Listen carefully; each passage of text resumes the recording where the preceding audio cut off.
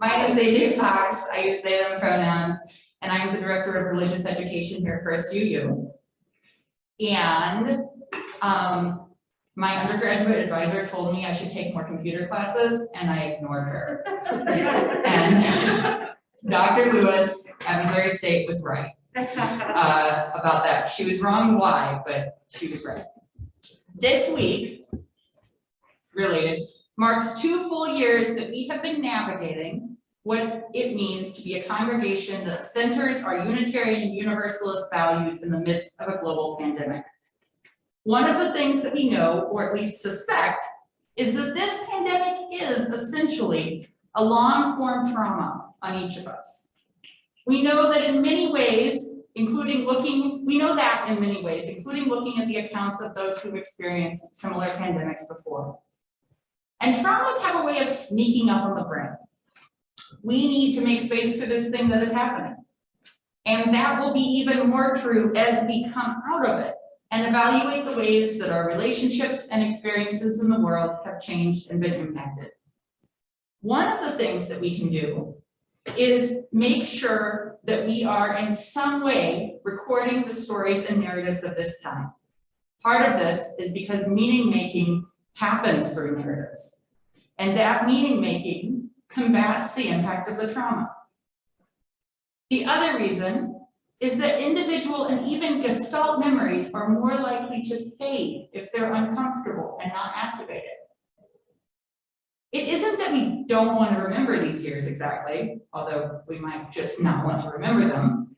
They are years of our lives. It is that we want to be able to make meaning of them and incorporate them into our narratives of self and community. So I offer a first go at telling the story of this community over the last 2 years. But I encourage you to join with me.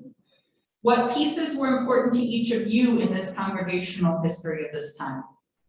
I realized after I put together this list that I did not include the congregation voting in Reverend Michelle as minister. And I know that the bit dedicated to the warming shelter that first winter is not nearly enough. So keep in mind, what else happened? What would you expand to or add? And then there's a pause, and then it just says, moment of perspective video. So everybody just,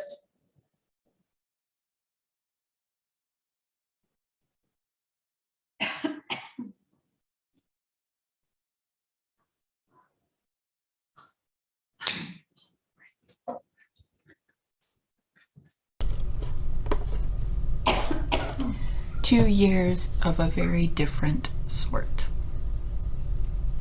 On March 15th, 2020, our congregation, along with many others, pivoted to in an instant, becoming a virtual community. It wasn't pretty or easy.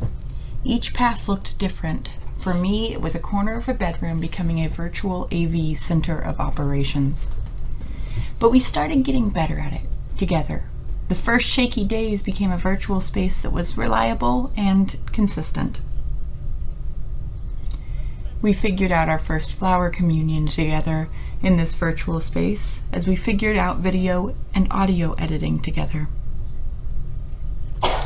In June of 2020, our first time back on campus, we gathered outdoors for a vigil during the National Memorial for George Floyd.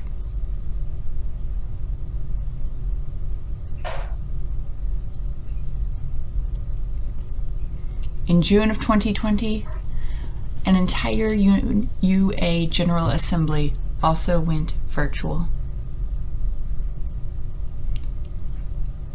The next month, July of 2020, the Soulful Home Packets started going out each month. And we all really started getting into the rhythm of what a new normal in this church community looked like. In August of 2020, we hosted our first virtual water communion. We were all invited to bring our water to the church gardens separately that week and share it with the plants. In August of 2020, we also began to get more organized with Soulful Home Packs, and an incredible team of folks started delivering them monthly. In October of 2020, we had socially distanced treats and a fall photo booth. And then, in the winter of 2020 and 2021, Reverend Michelle and an incredible team took our basement and created an entire warming shelter out of it. Somehow I don't have pictures of the candy canes, cocoa, warming shelter collections, and bird feeder shenanigans of December of that year, but they happened, outside and socially distanced, together.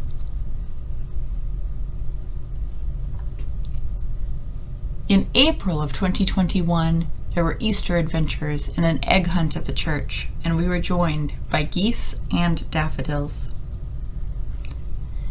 We also collected goods for cross lines, like we had before the pandemic, and made sure that we were continuing to put our values first. In May of 2021, there was a flower communion, this time with real flowers. And in June of 2021, we celebrated Pride at the church, socially distanced, outdoors, and masked. In July, we had our first outdoor service.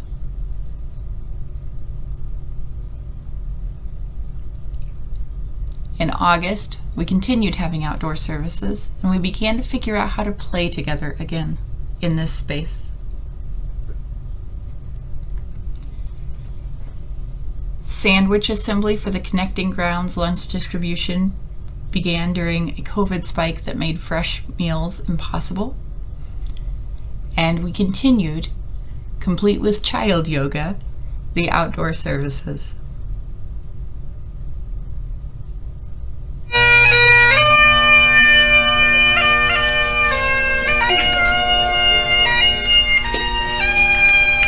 Outdoor services continued, complete with bagpipes. And when it got just too cold, we snuck inside for masked, socially distanced crafts.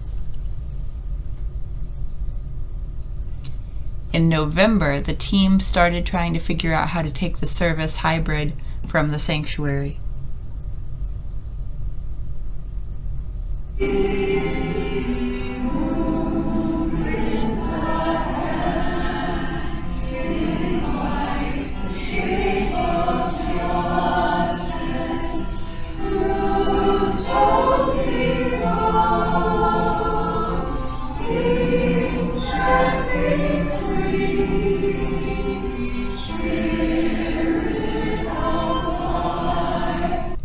In winter, it was 2 steps forward, 1 step back. Following the science on the Omicron surge, we were scurrying back for virtual services. But here we are, and it is spring 2021, and we are hybrid again. And we are masked, socially distanced, virtual, in person, and all the ways of being together. 2020. It's 2022.